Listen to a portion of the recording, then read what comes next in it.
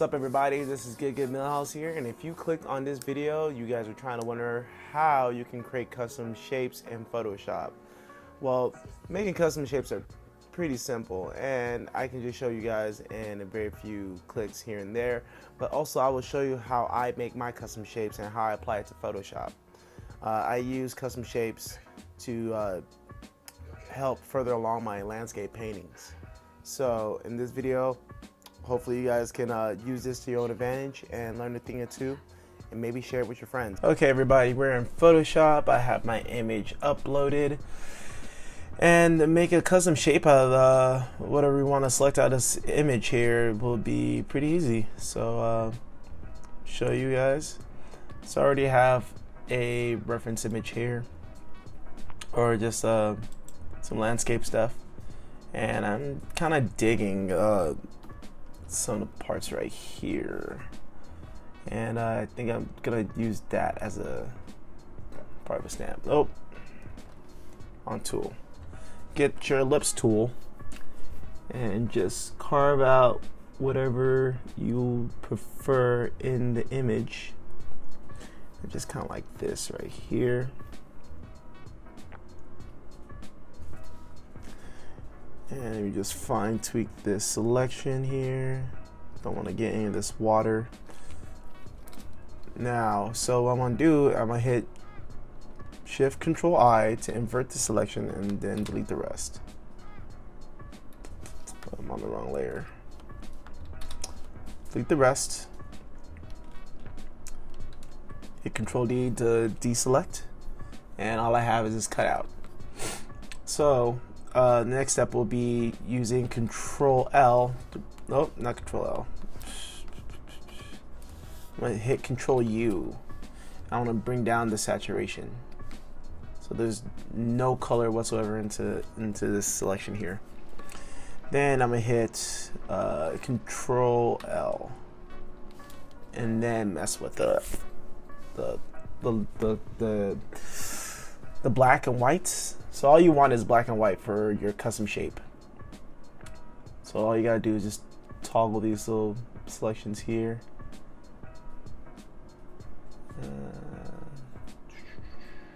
Keep them over here, take this, brighten that up. And you want them so close together so you don't have any grays left. All you want is black and white. Okay. After you're hitting OK, I'm gonna switch my foreground color to black. Easy way to do this, you can just hit D.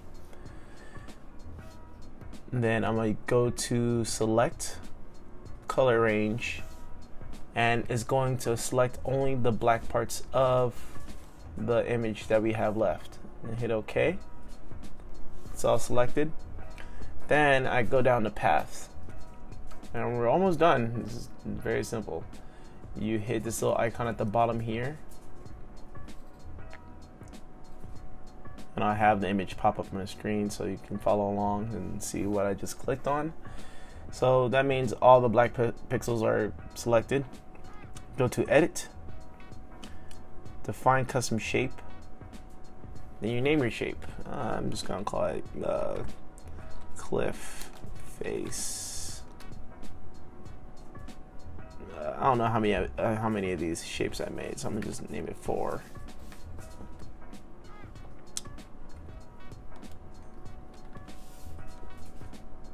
And after that, you don't need this image anymore. Just a regular shape here. I'm gonna go down to my layers. Actually, I did this on the wrong layer. See if I can cut this out. X. Hit Shift+Ctrl+N for a new layer. Control+V, paste it back on there. And now I'm gonna make a new layer. Hitting Shift+Ctrl+N again. This is where I'm gonna be putting my custom shapes. All right. And here, custom shapes, make sure that you're on pixel, not shape or path. And to make it a little bit easier, I am going to switch my foreground color to white. And over here in the shape box, I will look for the ones I just made. So it's the last two. And then you're just gonna click and drag. Bam, you got your little texture right here. Hit Control T. And what I'm gonna do, I'm just gonna warp it to fit into the areas that I want it to be in.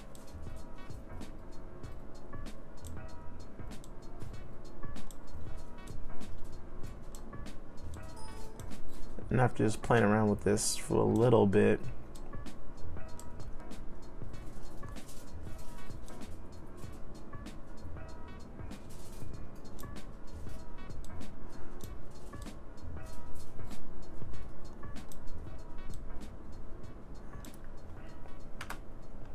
all right, and I'm gonna take my second shape that I made, and I'm just gonna do the same thing in the bottom portion here.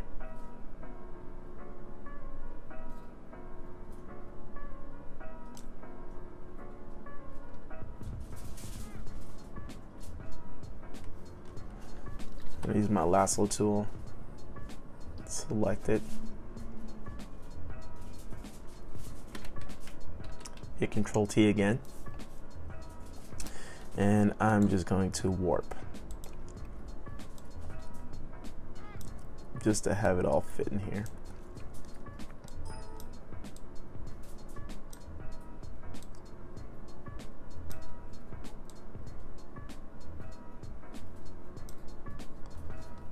Another cool thing you can do is that you can take your clone stamp brush or clone stamp tool, and let's say you like certain parts of this textures and you want to repeat them. So I take a little sample there and I just use this clone stamp brush and I just paint in some of these textures here. A little bit of that.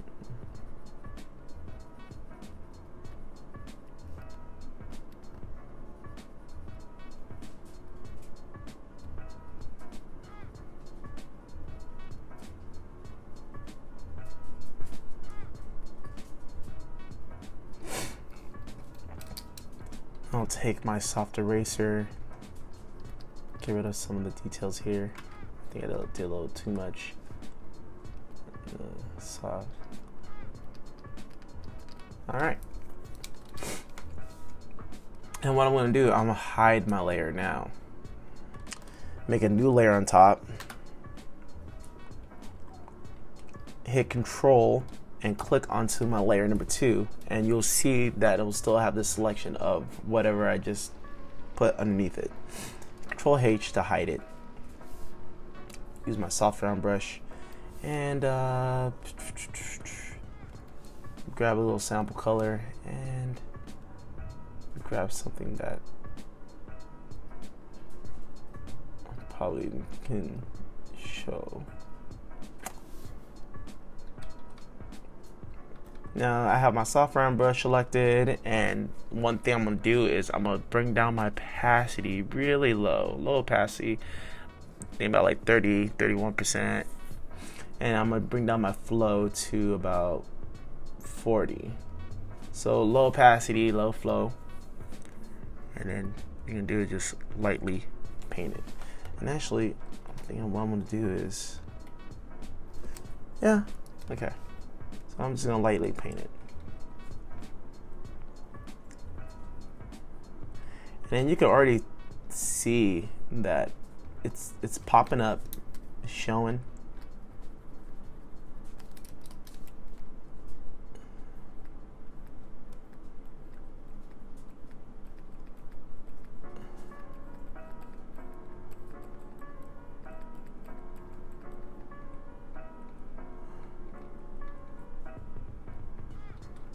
My Photoshop's a little bit laggy.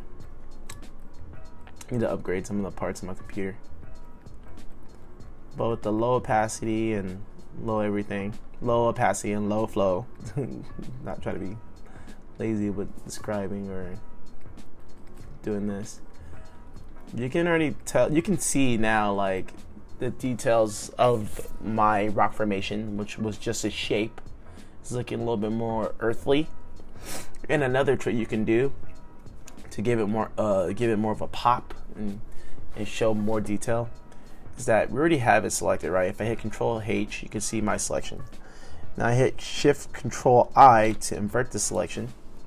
Hit Control H to hide it because looking at all those dancing lines is kind of jarring. Go to a little darker hue.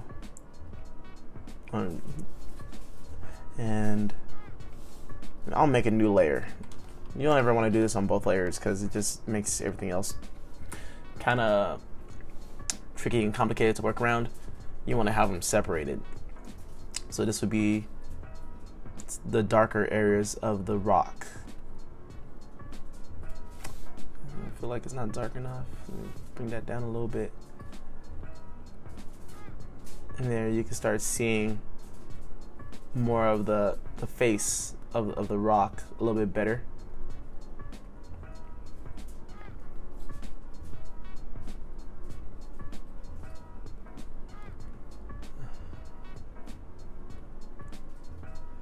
And all low opacity, low flow.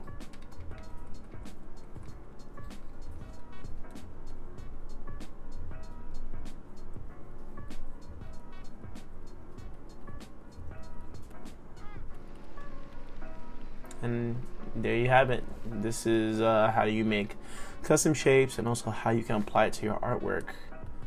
This is one of my favorite things I've been learning how to do so far. And I'm not like a master at it, but I think it's such a cool thing to learn how to do. It just frees up a lot of time from painting all the individual marks of the rocks and grain and just make it look more conceivable and more believable. And yeah, this only takes like a couple seconds, and then once you have a bigger piece, it just makes painting landscapes and other backgrounds so much easier and faster. And that's it. That's all it takes to make custom shapes in Photoshop, and you can use this in any way you want. I mostly use this for my landscape paintings. So if you guys like this video, give it a thumbs up. If you don't, give me a thumbs down. Leave comments down below and tell me what you're going to use your custom shapes for. And if you think you have a friend that can actually use this or benefit from it, share the video. Let everyone know. And that's it. You guys have a blessed day. Peace.